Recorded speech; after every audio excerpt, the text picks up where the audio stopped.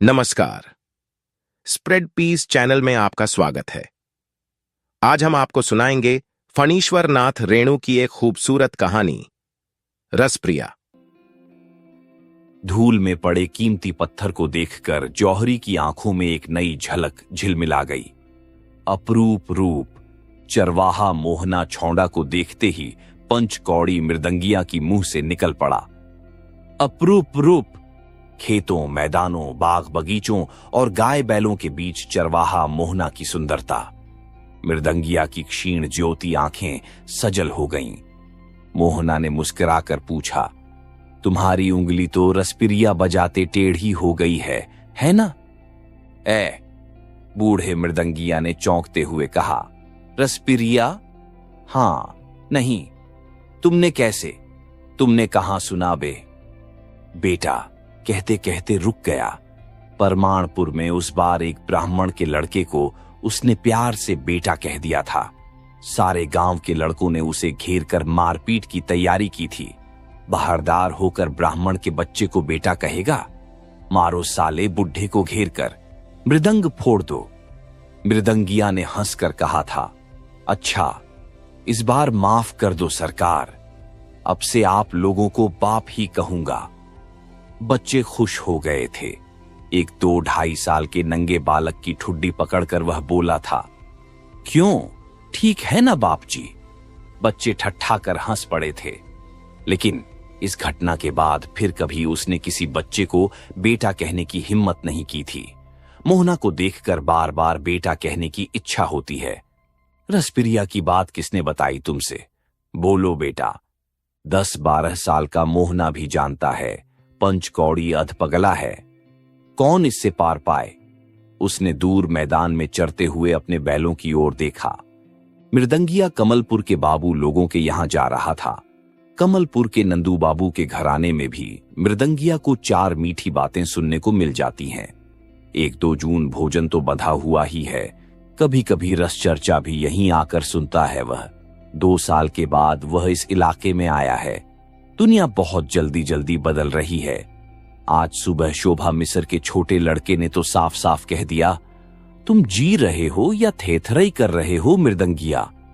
हां, यह जीना भी कोई जीना है, निर्लज्जता है और थेथरई की भी सीमा होती है। 15 साल से वह गले में मृदंग लटकाकर गांव गांव घूमता है, भीख मांगता है। दाहिने हाथ की टेढ़ी उंगली मृदंग पर बैठती ही नहीं है, मृदंग क्या बजाएगा? अब तो धातिंग धातिंग भी बड़ी मुश्किल से बजाता है। अतिरिक्त गांजा भांग सेवन से गले की आवाज विकृत हो गई है। किंतु मृदंग बजाते समय विद्यापति की पदावली गाने की वह चेष्टा अवश्य करेगा। फूटी भांति से जैसी आवाज निकलती है वैसी ही आवाज सोय सोय। 15-20 साल पहले तक विद्यापति नाम की थोड़ी पूछ हो जाती थी। शादी ब्याह, यज्ञ, उपनयन, मुंडन छेदन आदि शुभ कार्यों में विद्पतिया मंडली की बुलाहट होती थी। पंचकौड़ी मृदंगिया की मंडली ने सहरसा और पूर्णिया जिले में काफी यश कमाया है। पंचकौड़ी मृदंगिया को कौन नहीं जानता? सभी जानते हैं वह अधपगला है। गांव के बड़े बूढ़े कहते हैं, अरे पंचकौड़ी मृदंगिया का भी एक जमाना था। इस जमाने में मोहना जैसा लड़का भी है, सुंदर, सलोना और सुरीला। रसप्रिया गाने का आग्रह करता है।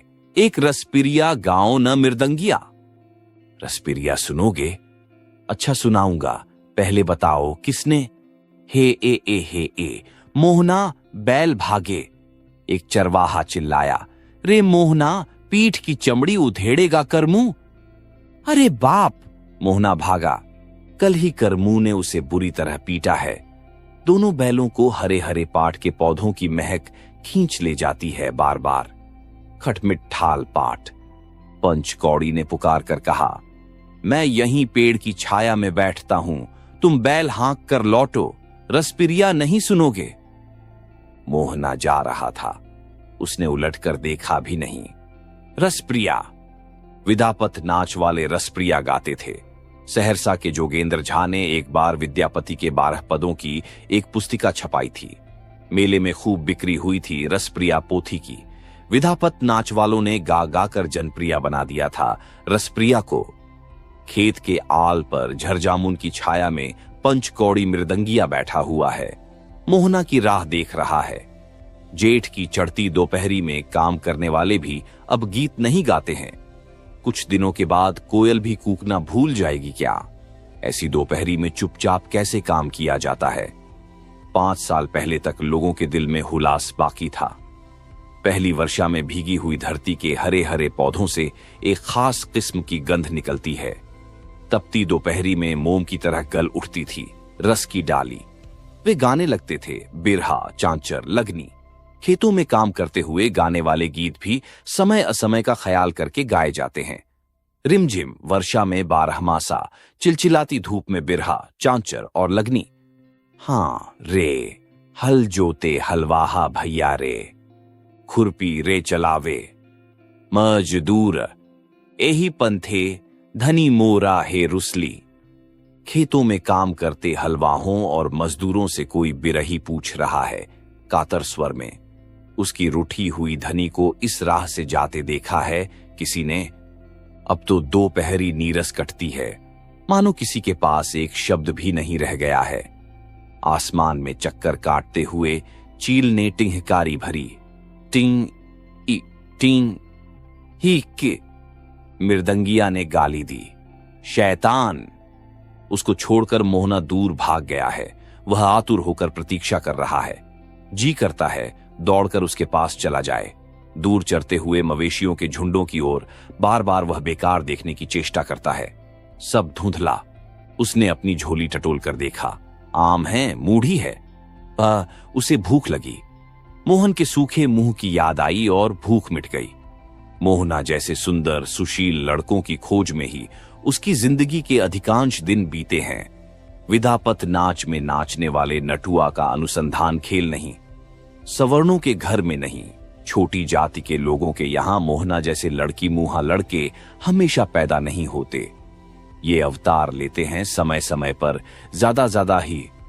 मैथिल ब्राह्मणों, कायस्थों और राजपूतों के यहां विदापत वालों की बड़ी इज्जत होती थी। अपनी बोली मिथिलाम में नटुआ के मुंह से जन्म अवधि हम रूप निहारल सुनकर वे निहाल हो जाते थे। इसलिए हर मंडली का मूल गैन नटुआ की खोज में गांव गांव भटकता फिरता था। ऐसा लड़का जिसे सजा धजा कर नाच में उतारते ही दर्शकों में एक फुसफुसाहट फैल जाए। ठीक ब्राह्मणी की तरह लगता है ना? मधुकांत ठाकुर की बेटी की तरह ना, छोटी चंपा जैसी सूरत है। पंचकौड़ी गुनी आदमी है। दूसरी मंडली में मूलगैन और मृदंगिया की अपनी अपनी जगह होती है। पंचकौड़ी मूलगैन भी था और मृदंगिया भी। गले में मृदंग लटकाकर बजाते हुए वह गाता था, नाचता था। 1 सप्ताह में ही नया लड़का भांवरी देकर प्रवेश में उतरने योग्य नाच सीख लेता था। नाच और गाना सिखाने में कभी कठिनाई नहीं हुई। मृदंग के स्पष्ट बोल पर लड़कों के पांव स्वयं ही थिरकने लगते थे। लड़कों के जिद्दी मां बाप से निपटना मुश्किल व्यापार होता था। विशुद्ध मैथिली में और भी शहद लपेटकर वह फुसलाता। किशन कन्हैया भी नाचते थे। नाच तो एक गुण है। अरे जांचक कहो या 10 दुआरी, चोरी डकैती और आवारागर्दी से अच्छा है अपना अपना गुण दिखाकर लोगों को रिझाकर गुजारा करना। एक बार उसे लड़के की चोरी भी करनी पड़ी थी। बहुत पुरानी बात है। इतनी मार लगी थी कि बहुत पुरानी बात है। पुरानी ही सही, बात तो ठीक है। रसपिरिया बजाते समय तुम्हारी उंगली टेढ़ी हुई थी, ठीक है ना? मोहना न जाने कब लौट आया।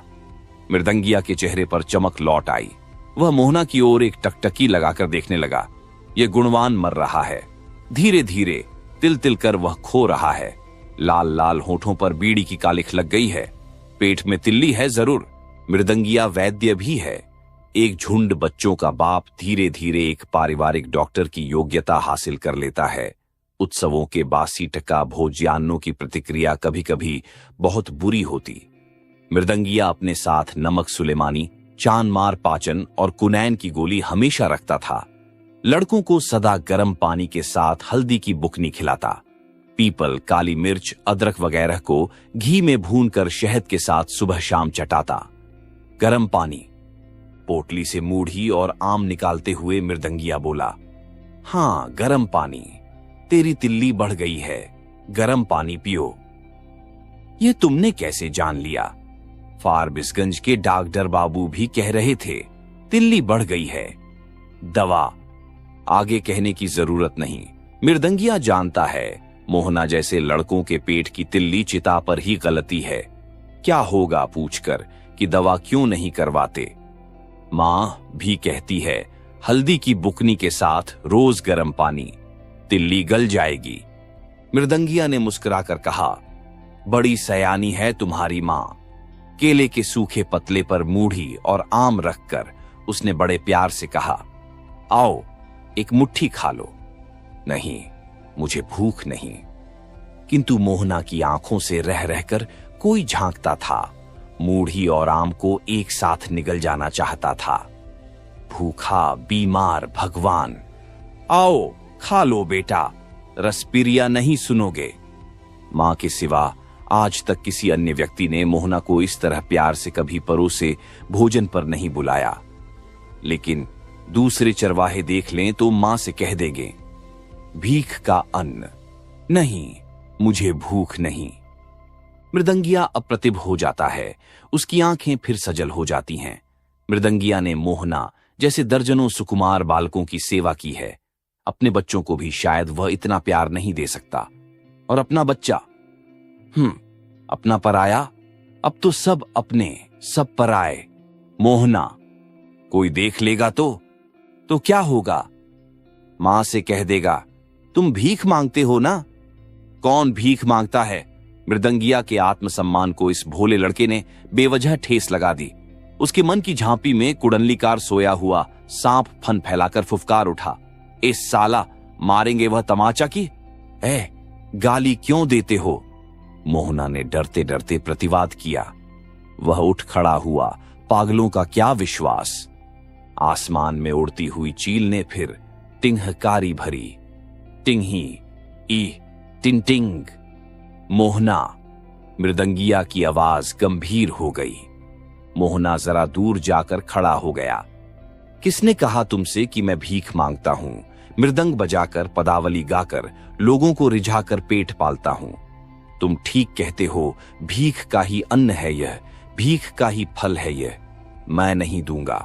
तुम बैठो, मैं रसपिरिया सुना दूं। मृदंगिया का चेहरा धीरे धीरे विकृत हो रहा है। आसमान में उड़ने वाली चील अब पेड़ की डाली पर आ बैठी है। टिन टिन हिन टिन टिक। मोहना डर गया। एक डग, दो डग, दे दौड़। वह भागा। 1 बीघा दूर जाकर उसने चिल्लाकर कहा, डायन ने बाण मारकर तुम्हारी उंगली टेढ़ी कर दी है। झूठ क्यों कहते हो कि रसपिरिया बजाते समय? कौन है यह लड़का? कौन है यह मोहना? रंपतिया भी कहती थी डायन ने बाण मार दिया है। मोहना? मोहना ने जाते जाते चिल्लाकर कहा, करेला। अच्छा, तो मोहना यह भी जानता है कि मृदंगिया करेला कहने से चिढ़ता है। कौन है यह मोहना? मृदंगिया आतंकित हो गया। उसके मन में एक अज्ञात भय समा गया। वह थर थर कांपने लगा। उसमें कमलपुर के बाबुओं के यहां जाने का उत्साह भी नहीं रहा। सुबह शोभा मिश्र के लड़के ने ठीक ही कहा था। उसकी आंखों में आंसू झरने लगे। जाते जाते मोहना डंक मार गया। उसके अधिकांश शिष्यों ने ऐसा ही व्यवहार किया है उसके साथ। नाच सीखकर फुर्र से उड़ जाने का बहाना खोजने वाले एक एक लड़के की बातें उसे याद हैं। सोनमा ने तो गाली ही दी थी। गुरुगिरी कहता है छोटा। रंपतिया आकाश की ओर हाथ उठाकर बोली थी, हे दिनकर, साक्षी रहना। मृदंगिया ने फुसलाकर मेरा सर्वनाश किया है। मेरे मन में कभी चोर नहीं था। हे सूरज भगवान, इस 10 दुआरी कुत्ते का अंग अंग फूट कर। मृदंगिया ने अपनी टेढ़ी उंगली को हिलाते हुए एक लंबी सांस ली। रंपतिया, जोधन गुरुजी की बेटी रंपतिया। जिस दिन वह पहले पहल जोधन की मंडली में शामिल हुआ था, रंपतिया 12वें में पांव रख रही थी। बाल विधवा रंपतिया पदों का अर्थ समझने लगी थी। काम करते करते वह गुनगुनाती, नव अनुरागिनी राधा, किछु नाही माने बाधा।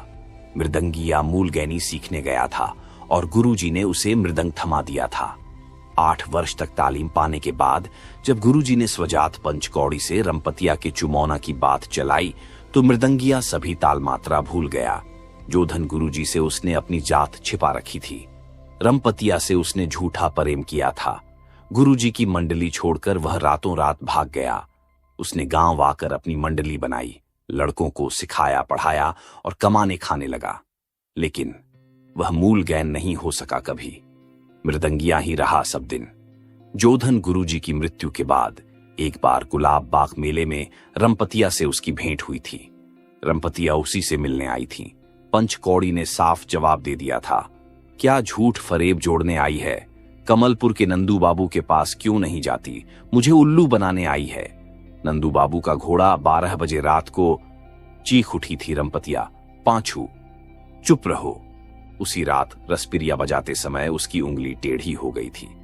मृदंग पर जमनिका देकर वह परबेस का ताल बजाने लगा। नठुआ ने 1.5 मात्रा बेताल होकर प्रवेश किया तो उसका माथा ठनका। परबेस के बाद उसने नठुआ को झिड़की दी, ऐ साला, थप्पड़ों से गाल लाल कर दूंगा। और रसपिरिया की पहली कड़ी ही टूट गई।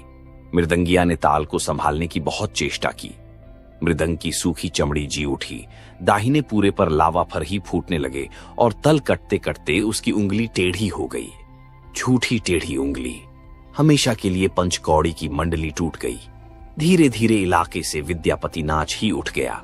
अब तो कोई भी विद्यापति की चर्चा भी नहीं करते हैं। धूप पानी से परे पंचकौड़ी का शरीर ठंडी महफिलों में ही पनपा था। बेकार जिंदगी में मृदंग ने बड़ा काम दिया। बेकारी का एकमात्र सहारा मृदंग। एक युग से वह गले में मृदंग लटकाकर भीख मांग रहा है। धातिंग धातिंग। वह एक आम उठाकर चूसने लगा। लेकिन लेकिन लेकिन मोहना को डायन की बात कैसे मालूम हुई? उंगली टेढ़ी होने की खबर सुनकर रमपतिया दौड़ी आई थी। घंटों उंगली को पकड़कर रोती रही थी। हे दिनकर, किसने इतनी बड़ी दुश्मनी की? उसका बुरा हो। मेरी बात लौटा दो भगवान। गुस्से में कही हुई बातें। नहीं नहीं पांचू, मैंने कुछ भी नहीं किया है। जरूर किसी डायन ने बाण मार दिया है। मृदंगिया ने आंखें पोंछते हुए सूरज की ओर देखा। इस मृदंग को कलेजे से सटाकर रमतपिया ने कितनी रातें काटी हैं। मृदंग को उसने अपने छाती से लगा लिया। पेड़ की डाली पर बैठी हुई चील ने उड़ते हुए जोड़े से कहा, टिन टिन हिंक। ऐ साला, उसने चील को गाली दी। तंबाकू चुनियाकर मुंह में डाल ली और मृदंग के पूरे पर उंगलियां नचाने लगा। धिरिनागी धिरिनागी धिरिनागी धिनता। पूरी जमनिका वह नहीं बजा सका। बीच में ही ताल टूट गया। अकी हे ए हा आ हा। सामने झरबेरी के जंगल के उस पार किसी ने सुरीली आवाज में बड़े समारोह के साथ रसप्रिया की पदावली उठाई।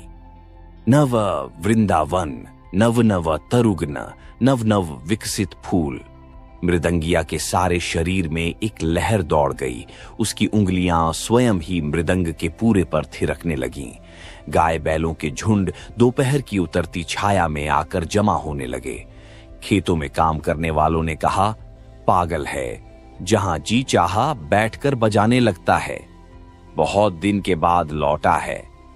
हम तो समझते थे कि कहीं मर खप गया। रसप्रिया की सुरीली रागिनी ताल पर आकर कट गई। मृदंगिया का पागलपन अचानक बढ़ गया।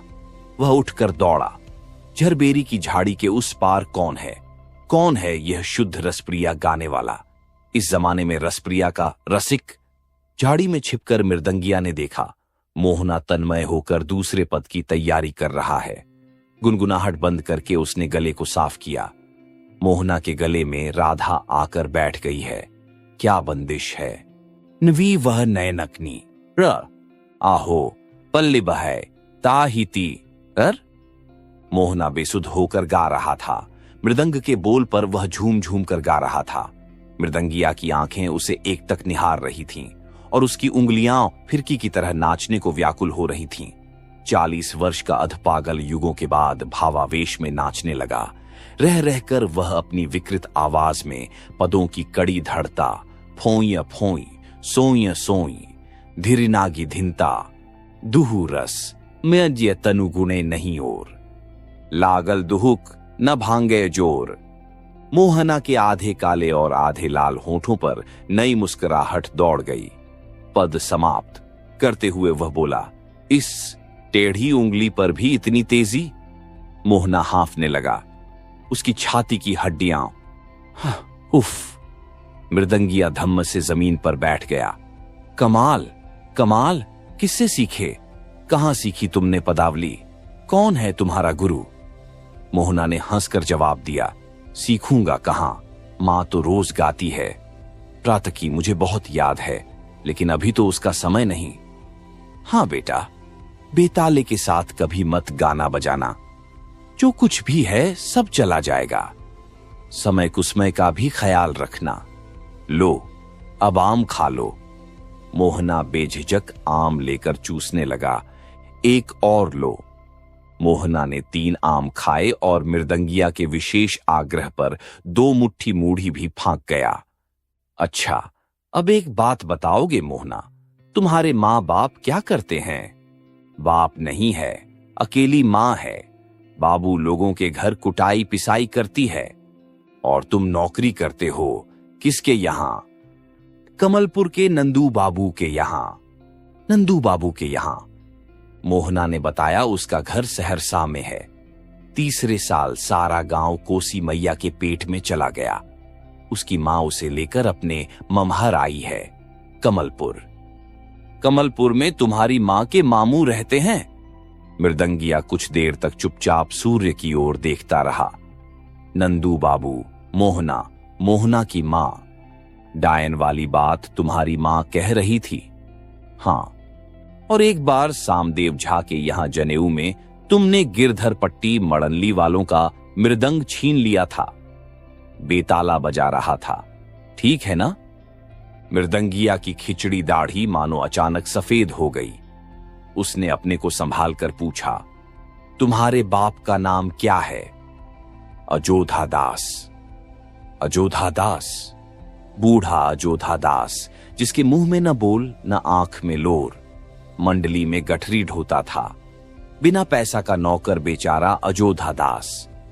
बड़ी सयानी है तुम्हारी मां। एक लंबी सांस लेकर मृदंगिया ने अपनी झोली से एक छोटा बटुआ निकला। लाल पीले कपड़ों के टुकड़ों को खोलकर कागज की एक पुड़िया निकाली उसने। मोहना ने पहचान लिया। लौट? क्या है लौट? हां, नोट है। कितने रुपए वाला है? 5 अटकियां? 10 अटकियां? जरा छूने दोगे? कहां से लाए? मोहना एक ही सांस में सब कुछ पूछ गया। सब 10 अटकियां हैं। हां, सब मिलाकर 40 रुपए हैं। मृदंगिया ने एक बार इधर उधर निगाहें दौड़ाई, फिर फुसफुसा कर बोला, मोहना बेटा, फारबिसगंज के डॉक्टर बाबू को देकर बढ़िया दवा लिखा लेना। खट्ट मिठा परहेज करना। गर्म पानी जरूर पीना। रुपए मुझे क्यों देते हो? जल्दी रख ले, कोई देख लेगा। मोहना ने भी एक बार चारों ओर नजर दौड़ाई। उसके होठों की कालिख और गहरी हो गई। मृदंगिया बोला, बीड़ी तंबाकू भी पीते हो? खबरदार। वह उठ खड़ा हुआ। मोहना ने रुपए ले लिए। अच्छी तरह गांठ बांध ले, मां से कुछ मत कहना। और हां, यह भीख का पैसा नहीं बेटा, ये मेरी कमाई के पैसे हैं, अपनी कमाई के।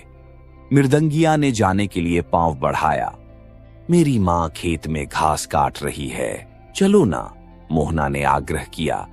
मृदंगिया रुक गया, कुछ सोचकर बोला, नहीं मोहना, तुम्हारे जैसा गुणवान बेटा पाकर तुम्हारी मां महारानी है, मैं महाभिखारी दस्तुआरी हूं, जाचक फकीर। दवा से जो पैसे बचें उसका दूध पीना। मोहना की बड़ी बड़ी आंखें कमलपुर के नंदू बाबू की आंखों जैसी हैं। रे मोहना रे हे, बैल कहां हैं रे? तुम्हारी मां पुकार रही है शायद। हां, तुमने कैसे जान लिया? रे मोहना रे हे। एक गाय ने सुर में सुर मिलाकर अपने बछड़े को बुलाया। गाय बैलों के घर लौटने का समय हो गया। मोहना जानता है मां बैल हाँक कर ला रही होगी, झूठ मूठ उसे बुला रही है। वह चुप रहा। जाओ, मृदंगिया ने कहा, मां बुला रही है। जाओ, अब से मैं पदावली नहीं, रसप्रिया नहीं, निर्गुण गाऊंगा। देखो, मेरी उंगली शायद सीधी हो रही है। शुद्ध रसप्रिया कौन गा सकता है आजकल? अरे चलू मन, ससुरार जीवे हो रामा, क्या हो रामा, नहिरा में अगिया लगायब रेकी। खेतों की पगडंडी झरबेरी के जंगल के बीच होकर जाती है। निर्गुण गाता हुआ मृदंगिया झरबेरी की झाड़ियों में छिप गया। ले, यहां अकेला खड़ा होकर क्या करता है? कौन बजा रहा था मृदंग रे? घास का बोझा सिर पर लेकर मोहना की मां खड़ी है। पंचकौड़ी मृदंगिया, वह आया है वह? उसकी मां ने बोझ जमीन पर पटकते हुए पूछा। मैंने उसके ताल पर रसप्रिया गाया है। कहता था, इतना शुद्ध रसप्रिया कौन गा सकता है आजकल? उसकी उंगली अब ठीक हो जाएगी। मां ने बीमार मोहना को आह्लाद से अपनी छाती से सटा लिया। लेकिन तू तो हमेशा उसकी टोकरी भर शिकायत करती थी, बेईमान है, गुरुद्रोही है, झूठा है तो वैसे लोगों की संगत ठीक नहीं। खबरदार, जो उसके साथ फिर कभी गया, 10 द्वारी जांचकों से हेलमेल करके अपना ही नुकसान होता है। चल, उठा बोझ। मोहना ने बोझ उठाते समय कहा, जो भी हो, गुनी आदमी के साथ रसप्रिया। चौप, रसप्रिया का नाम मत ले। अजीब है मां, जब गुस्साएगी तो वाघिन की तरह, और जब खुश होती है तो गाय की तरह हुंकारती आएगी और छाती से लगा लेगी। तुरत खुश, तुरत नाराज। दूर से मृदंग की आवाज आई, धा तिंग, धा तिंग। मोहना की मां खेत की ऊबड़ खाबड़ मेड़ पर चल रही थी। ठोकर खाकर गिरते गिरते बची। घास का बोझ गिरकर खुल गया। मोहना पीछे पीछे मुंह लटकाकर जा रहा था।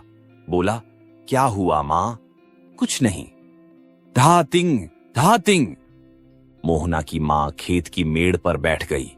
जेठ की शाम से पहले जो पुरवैया चलती है, धीरे धीरे तेज हो गई। मिठटी की सुंघद हवा में धीरे धीरे घुलने लगी। धातिंग, धातिंग। मृदंगिया और कुछ बोलता था। बेटा, मोहना की मां आगे कुछ बोल न सकी। कहता था, तुम्हारे जैसा गुणवान बेटा। झूठा, बेईमान। मोहना की मां आंसू पोंछकर बोली, ऐसे लोगों की संगत कभी मत करना। मोहना चुपचाप खड़ा रहा।